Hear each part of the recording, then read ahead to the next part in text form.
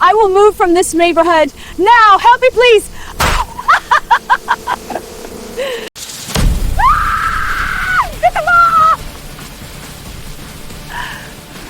I knew it was finally over when the officer asked her why her fingerprints were on the inside of my mailbox again. I live in a quiet HOA where everyone has the same curbside mailbox lined up along the street, evenly spaced and boring in the way suburban order likes it. Most mornings are predictable. People grab mail on the way to work, wave, move on. Nothing dramatic ever happens out there, which is why it stood out the first time I noticed someone lingering by the boxes longer than necessary. Karen had been the HOA enforcement lead for about a year by then, and she wore the role like a uniform even when she wasn't officially on duty. Clipboard, reflective vest, phone always ready. She talked a lot about visibility, about how the neighborhood presented. It wasn't malicious at first, just intense, like she needed to prove she was doing something useful. The first weird comment came during a casual sidewalk conversation. She mentioned she liked to do routine inspections early before people were up. She laughed and said you'd be surprised what folks leave lying around, even in mailboxes. I remember pausing and asking what she meant. She waved it off and said compliance issues, nothing serious, then changed the subject. A few days later, I noticed my mailbox door wasn't fully shut when I got home. I assumed the mail carrier had been in a hurry. It happened again the next morning, same thing. Slightly open, mail shifted. That's when I started paying attention. The location mattered. This wasn't on my porch or driveway. This was federal mail space, even in an HOA. I started adjusting my routine, looking out the window earlier than usual. One morning I saw Karen at the row of boxes, flipping one open then another. She wasn't delivering anything. She was checking. When she reached mine, she opened it fully and looked inside. That was the moment the boundary became real. I stepped outside and told her to stop. I said mailboxes weren't part of HOA enforcement and that she didn't have permission to open mine. She looked surprised, then annoyed, and said she was just making sure there were no violations. The confidence in her voice didn't match the claim. She closed the box and walked away without apologizing. After that, it kept happening. Early mornings. Same routine. I'd find my mail disturbed, the box open a crack. Neighbors started noticing her too, though most shrugged it off. Karen acted like it was normal, like authority extended wherever she decided it did. That assumption was the real problem. I installed a camera facing the street, not hidden, just visible enough to document. The footage showed her opening my mailbox on multiple mornings, sometimes checking inside for several seconds. She never took anything, but that didn't matter. The action itself was the issue, and now it was recorded. The situation shifted from uncomfortable to procedural. I wasn't guessing anymore. I had timestamps, patterns, proof. Karen still thought this was informal, that no one would push back. But mailbox access isn't a gray area, and once documentation exists, intent stops mattering. By the time I organized the footage and wrote down dates, the next step was inevitable. This wasn't an HOA dispute. It was about jurisdiction, and Karen hadn't realized yet that she'd stepped into one place her clipboard didn't reach. I caught Karen in the act a few mornings later when I changed where I parked and had a clear line of sight to the mailboxes. She walked down the curb like she owned the row, clipboard tucked under one arm, phone in the other. She didn't look around. She didn't hesitate. She opened my mailbox, leaned in, and shifted the mail with her fingers like she was checking inventory. I stepped out and told her to stop, loud enough that she couldn't pretend not to hear me. She turned, startled for half a second, then smoothed it over like I'd interrupted a normal task. I told her again, slower this time, that she wasn't allowed to open my mailbox. I said it wasn't an HOA thing and that she needed to close it and walk away. The location mattered. We were standing at the curb, not on my lawn, not in a common area, right where federal rules actually apply. Karen said she was just checking for compliance issues. I told her mailboxes are federally protected and off-limits to HOA enforcement, no exceptions. I didn't raise my voice. I didn't threaten anything. I stated the boundary clearly, the way you do when you expect the other person to understand it. A couple neighbors slowed their cars as they passed, sensing something was off. She laughed lightly and said it was a misunderstanding. She claimed she wasn't reading mail, just making sure boxes weren't being used improperly. I said intent didn't matter and that opening the box at all was the problem. She waved her hand like that was a technicality and said inspections were part of her role. That was the first time she said it out loud, like naming it made it true. I told her there was no HOA authority over mailboxes, period. I said if she did it again, I'd document it and escalate. She closed the mailbox, but the look she gave me wasn't apologetic. It was irritated, like I'd made her job harder instead of stopping her from breaking a rule. She walked off without acknowledging the boundary at all. Later that afternoon she emailed me through the HOA portal. She wrote that she wanted to clarify the interaction and that she'd been performing routine neighborhood checks. She said she never intended to access mail and that her actions were within enforcement discretion. The wording was careful, but it still claimed authority she didn't have. I replied once. I said there was no misunderstanding and restated that mailboxes were federally protected and not subject to HOA checks. I asked her to confirm in writing that she would not open mine again. That request was deliberate. I wanted the boundary documented, not debated. She didn't answer that question. Instead, she responded with a general statement about community standards and safety concerns. She said HOA enforcement sometimes overlapped with other responsibilities and that residents benefited from proactive oversight. It was vague on purpose. She still didn't acknowledge the mailbox specifically. The power dynamic shifted right there. I'd drawn a clear line, and she'd stepped around it without crossing back. That told me everything I needed to know. This wasn't confusion. It was entitlement dressed up as duty. The next morning my mailbox was open again when I went out to get the paper. Same angle. Same disturbance. Different day. The escalation wasn't loud or dramatic. It was procedural. She'd been warned, documented, and ignored it anyway. That's when I repositioned the camera to capture the inside of the box clearly. Not hidden, not sneaky, just aimed. I wasn't trying to trap her. I was creating a record.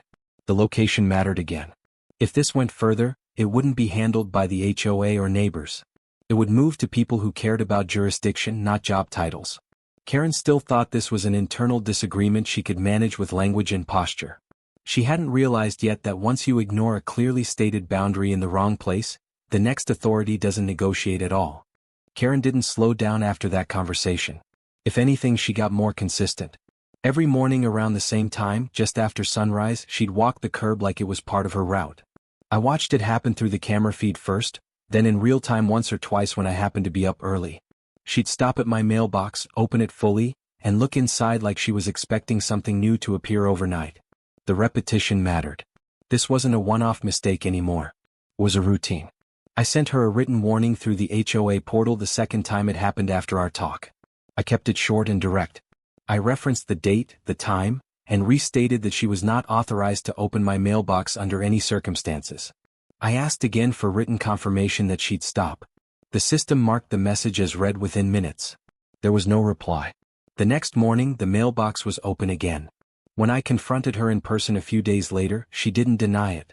She said she was checking for unauthorized materials, things residents weren't supposed to be receiving or leaving inside.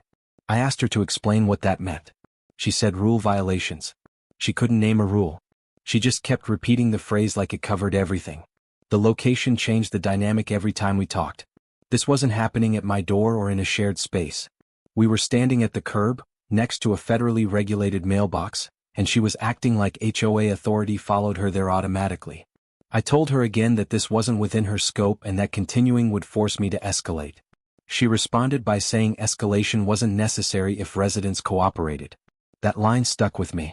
Cooperation, to her, meant compliance without question. The power shift was subtle but real. She wasn't enforcing rules anymore. She was testing whether anyone would stop her from expanding them. Each morning she opened the box, she was betting I wouldn't push it further.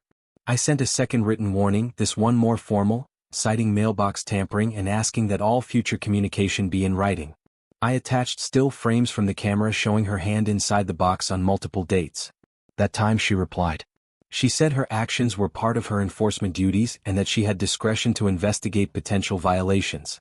She didn't address the mailbox issue directly. She reframed it as oversight. The next morning she opened it again. That was the escalation point. Ignoring a verbal warning could be brushed off. Ignoring written notice with documentation meant intent. The camera caught everything. The time, the motion, the pause while she looked through the contents. It also caught her doing the same thing at two other boxes down the street. That widened the scope immediately. Neighbors started noticing too. One asked me if I'd seen Karen checking mailboxes lately. Another said they'd found their mail shifted around and assumed it was the carrier. The pattern was forming and it wasn't just about me anymore. Karen still acted like this was internal business, something she could explain away if needed. I compiled the footage, organized it by date and saved copies offline. This wasn't about catching her off guard. It was about creating a record that didn't rely on memory or opinion. Each clip added weight, not drama. The consequences were stacking quietly. Karen kept insisting she was authorized, even as the evidence contradicted her. She hadn't realized yet that doubling down only mattered if the authority you claimed actually existed. Once you cross into someone else's jurisdiction, repetition doesn't strengthen your case. It weakens it. By the end of that week, the issue had outgrown any HOA conversation. The boundary had been stated, ignored, and documented. The next step wouldn't involve another message or warning. It would involve people who didn't care what Karen believed her role included, only what the law said it didn't. The first sign things were spreading came from across the street. A neighbor caught me one afternoon while I was taking trash out and asked, casually, if I'd noticed Karen checking mailboxes lately. He said it like he was asking about the weather, but his tone was off. He'd seen her 2 mornings in a row, stopping at different boxes, opening them, closing them, moving on. He assumed it was some new HOA thing and wanted to know if he'd missed an email. Over the next couple days, similar comments came up in different places. At the mailbox cluster itself. Walking dogs. Standing by cars before work. People weren't angry yet, just confused. One neighbor said her mail looked touched. Another joked that maybe Karen was moonlighting as the post office. The location mattered because this wasn't hidden behavior. It was happening in plain view, up and down the curb, early enough that the same people saw it repeatedly. That's when I installed the door camera. Not a covert setup, just a standard, visible unit with a clear angle on my mailbox and enough of the street to show context. I positioned it so there was no ambiguity about what it captured. The next morning it paid off immediately. Karen walked up, opened my mailbox, leaned in, and moved items around with her bare hand. The timestamp was clean. The image was clear. There was no guesswork left. Over the next week, the footage stacked up. Same time window. Same behavior. Open, inspect, close. Sometimes she lingered longer. Sometimes she checked nearby boxes first, then mine. The repetition was the key detail. This wasn't accidental or sporadic. It was a pattern, and patterns are what turn awkward situations into documented ones. I clipped the videos and labeled them by date and time. I didn't edit anything beyond trimming the start and end. No commentary. No zooms. Just raw footage showing her hand crossing the threshold of the mailbox again and again. The escalation here wasn't dramatic. It was methodical.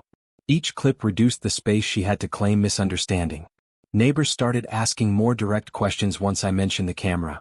One admitted they'd seen her open 3 boxes in a row and thought it felt off. Another said they'd assumed the HOA had some agreement with the Postal Service. That assumption was doing a lot of work for Karen, and now it was starting to crack. I shared one still frame privately with a neighbor who'd asked earlier. His reaction was immediate. He said that changed things and that he'd be checking his own mailbox more closely. That exchange marked a shift. The issue moved from personal annoyance to shared concern. People weren't gossiping. They were comparing observations. By midweek, Karen adjusted her behavior slightly. She didn't stop, but she looked around more. She paused before opening boxes. That awareness told me she knew people were noticing. It didn't stop her, but it changed the dynamic. She was no longer operating under the assumption that no one was watching. I backed everything up and created a simple log listing dates, times, and addresses where possible. Not accusations, just records. The footage didn't show intent, but it didn't need to. It showed access. Repeated, unauthorized access. That's when consequences start to exist independent of opinion. The pattern was now undeniable, and it didn't belong to me anymore. It belonged to the record. Neighbors were watching. Cameras were rolling. Karen was still acting like this was an HOA matter she could explain away, but the situation had crossed into a space where explanations don't matter nearly as much as evidence. I hadn't contacted anyone outside the HOA yet, but that option was no longer hypothetical. The footage established what it needed to establish. The next step wouldn't be another warning or email. It would involve someone whose authority didn't end at the curb, and Karen still didn't seem to realize how close that moment was. Karen didn't back off once people started noticing. Instead, she leaned into it publicly. One evening, a new notice popped up on the HOA portal and the community bulletin board by the pool. The subject line was something vague about mail-related compliance checks, written in the same tone she used for trash cans and lawn height. Seeing it in writing shifted the whole situation. What had felt questionable before was now being presented as official. In the notice, she claimed HOA oversight included monitoring mailbox conditions for violations. She didn't cite a rule number or policy section, just used broad language about safety, appearance, and community standards. The wording was careful enough to sound legitimate if you didn't already know better. She never mentioned opening mailboxes directly, but the implication was clear. She was framing access as inspection. That move changed the power dynamic immediately. Some neighbors who'd been uneasy before relaxed. I overheard a couple people at the mailboxes saying they figured it must be allowed if it was posted publicly. One even joked that Karen must have cleared it with someone higher up. The assumption of legitimacy did what her arguments hadn't. It quieted questions. The location of the debate shifted too. Instead of curbside conversations, people were discussing it online, reacting to the notice with thumbs-up emojis and generic comments about keeping the neighborhood orderly. No one challenged it openly. Public declarations have a way of freezing dissent, especially when authority is implied. I responded privately through the portal, asking where mailbox oversight was defined in the governing documents. I kept it neutral and short, just a request for clarification. She didn't answer. Instead, the next morning she posted a follow-up comment reinforcing that enforcement duties sometimes extended to associated fixtures. That phrase stuck out because it didn't mean anything concrete, but it sounded official. Karen also adjusted her timing. She started doing her mailbox checks slightly later when more people were around. It felt intentional, like she wanted the behavior normalized through repetition and visibility. When people see something often enough without consequences, they stop questioning it. A neighbor stopped me while walking his dog and said he'd seen the notice and figured it explained everything. He said if the HOA was involved, it must be fine. That was the moment I realized how effective her move was. She hadn't gained new authority, but she'd borrowed credibility by going public. At the same time, a few quieter conversations told a different story. Two neighbors messaged me asking if I'd seen the notice and whether it lined up with what I'd experienced. One said Karen had opened her mailbox too but didn't want to push back alone. The community was splitting into those who trusted the announcement and those who trusted what they'd seen. Karen still hadn't acknowledged the camera or the written warnings. She acted like the notice closed the issue. From her perspective, it probably did.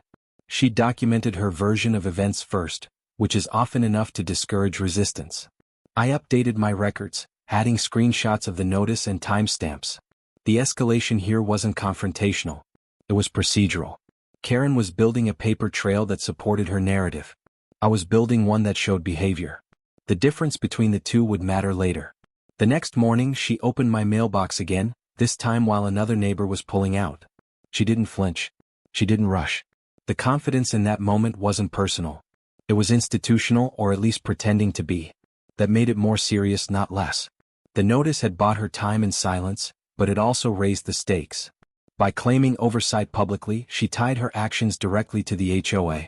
If she was wrong, the consequences wouldn't stay contained. She still seemed to think this was about interpretation, about who read the rules more convincingly. What she hadn't realized yet was that once you assert authority in writing, you don't just invite agreement. You invite scrutiny. And scrutiny doesn't care how confident you sound when the facts point somewhere else. Once Karen made it official, I stopped treating this like a neighborhood spat and started treating it like a record. I pulled every clip from the camera and logged them in a simple spreadsheet: date, time, duration. I added screenshots of her portal notices and my written warnings, all in order. Nothing fancy. Just clean documentation that showed what happened and when. The power shift was subtle but real. I wasn't reacting anymore. I was preparing. I printed copies too because digital records are great until someone wants to argue about access or authenticity. Each page had a header, a timestamp, and a brief note. No opinions. No conclusions. Just facts. I also saved the raw video files to a separate drive. The escalation here wasn't loud, but it was deliberate. I was moving the issue out of the HOA's comfort zone and into a space where procedure matters more than posture. The location changed as well. Instead of watching from the window, I started staging from inside, controlling what the camera saw and when. Karen still thought she was managing optics. She didn't realize I'd taken control of the timeline. Every morning she opened the mailbox, she added another entry to a record she couldn't edit. That's when I decided to confirm the intrusion in a way that couldn't be brushed off. I placed a sealed container inside my mailbox, clearly labeled, harmless and legal. Inside were realistic fake insects, rubbery and lightweight, the kind sold as novelty items. There was no trap, no mechanism designed to hurt anyone. The container was simply positioned so it would spill open if the mailbox door was opened fully. The intent wasn't to scare her. It was to create an unmistakable indicator of access. If the container was disturbed, there would be no debate about whether someone had been inside. This wasn't retaliation. It was verification. I checked the placement twice and made sure nothing could fall into the street or damage the mail. The setup was contained, controlled, and passive. I documented that too, taking photos of the container sealed and placed with timestamps. I made sure the camera angle clearly showed the mailbox interior when the door opened. At this point, the escalation involved evidence design, not confrontation.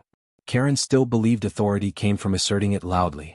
I was letting the process speak quietly. The next morning I stayed inside and watched the feed. Karen arrived at the same time she always did. She looked around briefly, then opened my mailbox. The container tipped and spilled. Her reaction was immediate and visible, a sharp step back, mail dropping onto the curb. Neighbors were nearby. Phones came out. The moment was public not because I wanted it to be, but because she chose the time and place. She recovered quickly, scooping the mail and snapping the container shut. She looked embarrassed, then angry, scanning for cameras. The location mattered again. This happened in front of witnesses at the curb, during her self-declared inspection. The power dynamic shifted in real time. She wasn't in control of the scene anymore. I didn't go outside. I let the moment exist on its own. The footage captured everything: her hand inside the mailbox, the disturbance, the reaction. This wasn't a prank payoff. It was confirmation. The intrusion was no longer hypothetical or arguable. It was recorded and obvious. Within an hour, my phone buzzed with messages. Neighbors asking what happened. One said she'd screamed. Another said she dropped the mail. The narrative was already moving without me. I added the new clip to the file, labeled it, and backed it up. The setup had done exactly what it was supposed to do. It exposed the intrusion without causing harm, and it did it in a way Karen couldn't spin privately. The next escalation wouldn't be mine to initiate. Once behavior is documented and witnessed, authority steps in on its own terms.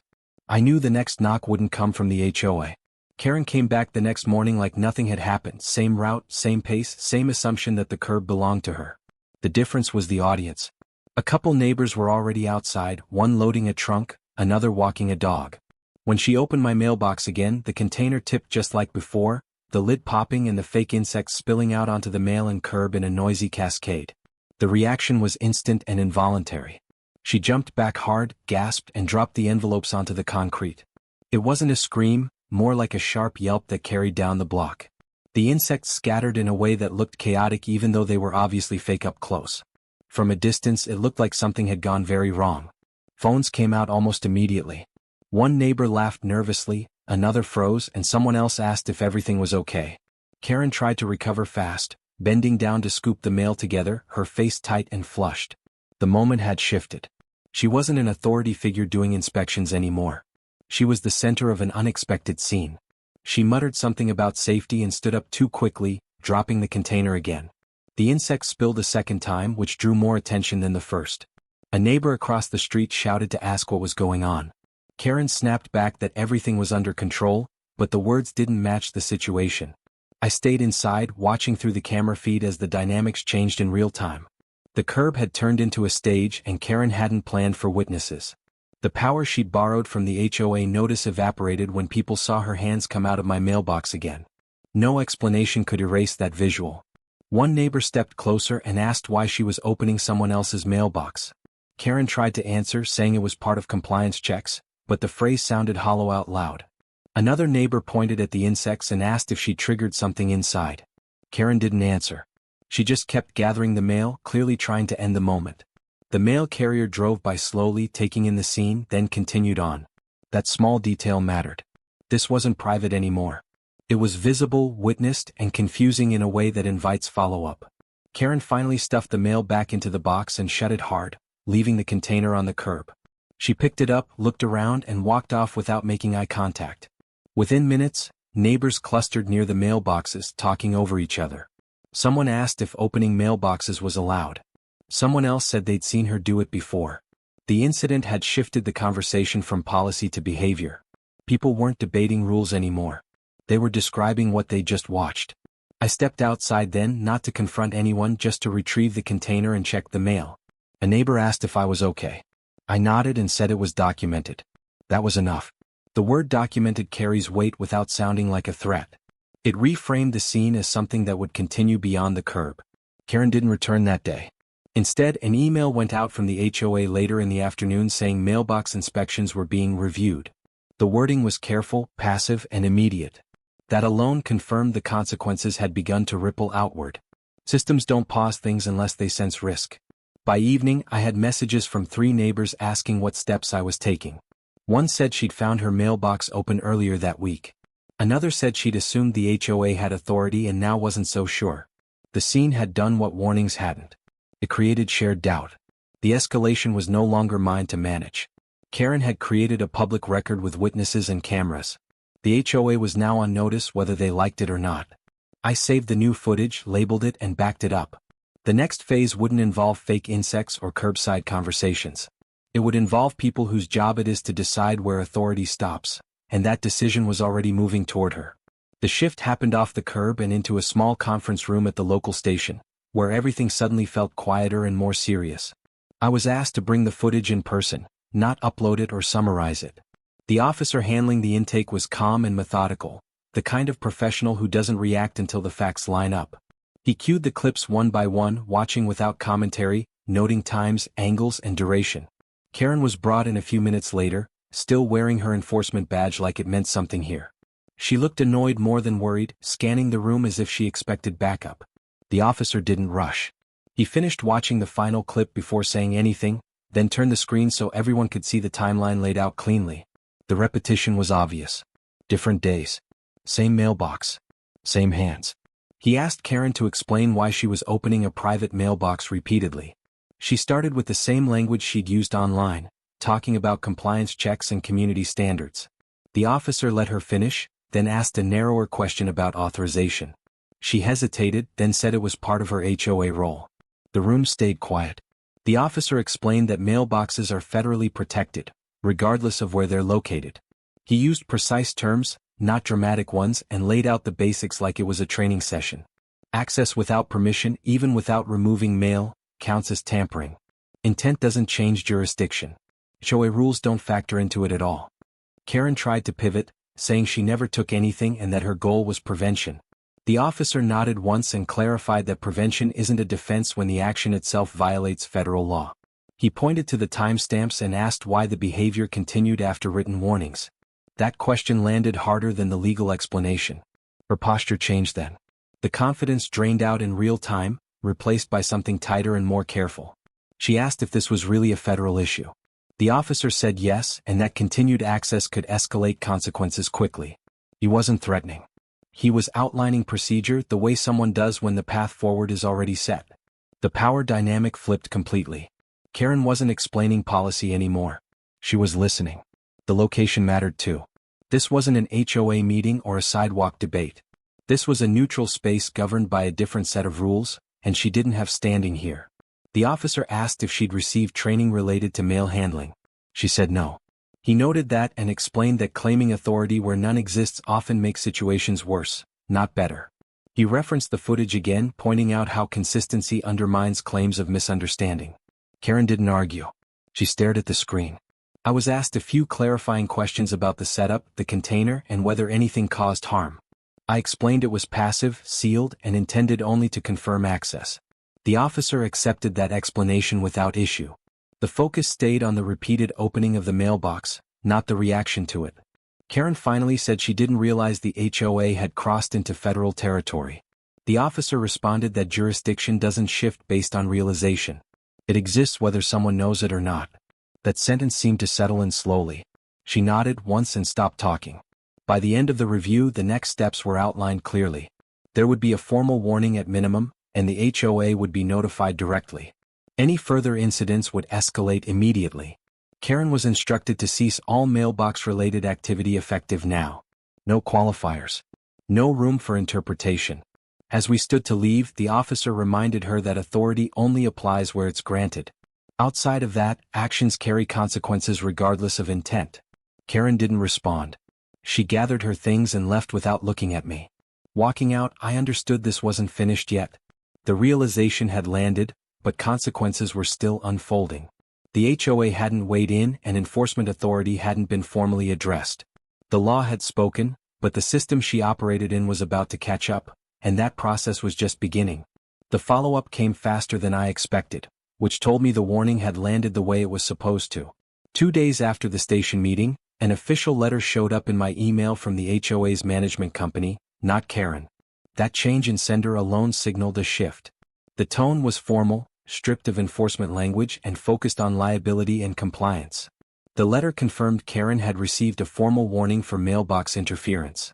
It didn't dramatize it or soften it. It stated the finding plainly, referenced the applicable statutes, and noted that continued behavior would result in escalation beyond HOA control. Seeing federal language in an HOA document was surreal, but it made the boundary unmistakable. Later that afternoon, a second message went out to the board and residents. This one ordered Karen to cease all mailbox-related activity immediately.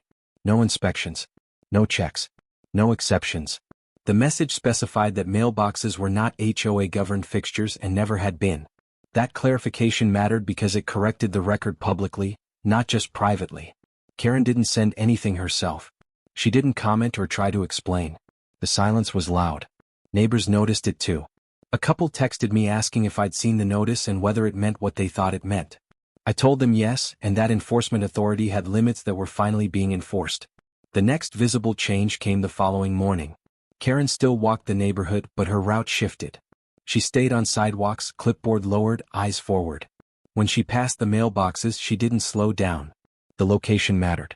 The curb that had been her unofficial workspace was now clearly off-limits.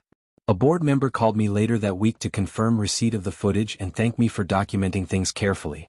He said the board had reviewed Karen's scope of authority and decided to reduce it pending further review. She'd retain basic administrative duties but lose independent enforcement privileges. That was the consequence, domino clicking into place. Nothing about the call felt personal. It was procedural, restrained, and clearly guided by risk management. The board wasn't punishing Karen's personality. They were correcting exposure. Overreach creates problems, and problems get fixed when they're expensive enough to matter. An updated enforcement policy followed a day later. It outlined where HOA authority applied and where it didn't, with mailboxes highlighted explicitly. The document emphasized that enforcement actions required clear jurisdiction and documentation standards. It was written like someone had learned something the hard way. Karen avoided me after that. When we crossed paths, she nodded once and kept moving. There was no hostility, just distance. The power dynamic had reset and she knew it. The badge she'd worn so confidently before didn't carry the same weight anymore. Neighbors started talking more openly about other enforcement issues. One mentioned a trash citation that never made sense. Another brought up a parking warning issued off HOA property. Those conversations hadn't happened before. Authority had been assumed, and now it was being examined. The situation didn't end with applause or confrontation. It ended with adjustments, revisions, and quiet accountability. The mailboxes stayed untouched. The camera stayed up. The system recalibrated itself around a line it had ignored for too long. What struck me most was how quickly things changed once the right authority stepped in. Weeks of emails and warnings had done nothing. One clear explanation of jurisdiction had done everything. That's how these situations usually resolve, not with drama but with paperwork. The issue wasn't finished yet. The board review was still pending and Karen's role hadn't been fully redefined. But the escalation phase was over. The line had been drawn, acknowledged, and enforced. Whatever came next would happen inside that boundary, and for the first time in a while, that felt settled. The change became official a week later when updated HOA guidelines hit everyone's inbox at the same time. This time the language was unmistakable. Mailboxes were explicitly declared off-limits to all HOA enforcement, inspections, or documentation, regardless of purpose. The wording wasn't dressed up or buried. It was a standalone section, bolded, with references to federal jurisdiction. That alone marked the final shift. What had once been implied authority was now clearly denied. Seeing it in writing did something to the neighborhood. People actually read this update instead of skimming it. I could tell because conversations changed almost immediately. Neighbors talked about it while checking the mail, pointing at the boxes like they were suddenly aware of where the line had always been. The curb felt different, not tense, just clarified. A couple days later, I noticed fewer enforcement walks altogether. Karen still showed up around the neighborhood, but her role had visibly narrowed. She focused on administrative stuff, notices about meeting times, reminders about pool hours. The posture was different. Less scanning, more walking. The authority she once projected had been boxed in by procedure. Neighbors started reassessing more than just the mailbox issue. One asked me where HOA authority actually ended when it came to parking. Another wondered aloud whether a past citation for a car parked on the street had been valid. These weren't angry conversations. They were analytical. People were learning to question the edges instead of assuming they didn't exist. At the next HOA meeting, attendance was higher than usual. The board reviewed the guideline changes and explained why they'd been necessary. They didn't mention Karen by name, but everyone understood the context. The explanation focused on liability, jurisdiction, and protecting residents from overreach. It wasn't defensive. It was corrective. One board member said something that stuck with me. He explained that HOAs function best when they stay within clearly defined lanes, and that problems start when enforcement tries to fill gaps that aren't theirs. It wasn't a speech, just a statement of fact. You could feel the room absorb it. After the meeting, neighbors lingered longer than usual in the parking lot. People compared notes, shared small stories about rules that never quite made sense. Someone mentioned a time they'd paid a fine just to avoid conflict. Another admitted they'd never known they could push back. The power shift wasn't dramatic, but it was real. Information was spreading laterally now, not top-down. For me, things settled into a quieter routine. I still had the camera up, still checked the mailbox without thinking twice. Nothing else happened there, and that was the point. The absence of intrusion felt earned, not temporary. Karen and I crossed paths once more near the mailboxes. She nodded, neutral, professional, and kept walking. There was no tension left to resolve. The system had already done that work for both of us. Whatever frustration she felt wasn't my concern anymore. What stayed with me was how long something so clear had gone unchecked simply because people assumed authority where it was claimed. It hadn't taken shouting or retaliation to fix it. It took documentation, patience, and letting the right process step in at the right time. The irony wasn't sharp or satisfying in a loud way. It was quiet and structural. Karen had relied on rules to justify her actions, but the one set of rules that mattered most didn't bend. Federal mail laws don't come with exceptions, no matter how official someone sounds while ignoring them. And that understanding didn't just end the mailbox problem. It reset how the neighborhood saw power itself. Authority wasn't something you grabbed because no one stopped you. It was something defined, limited, and accountable. The curb went back to being boring, and in a place like ours, that was the best possible ending. Alright, now I want to hear from you. Do you think she was completely out of the line here? Or do you believe authority sometimes goes too far? Drop your take in comments, I read every single one.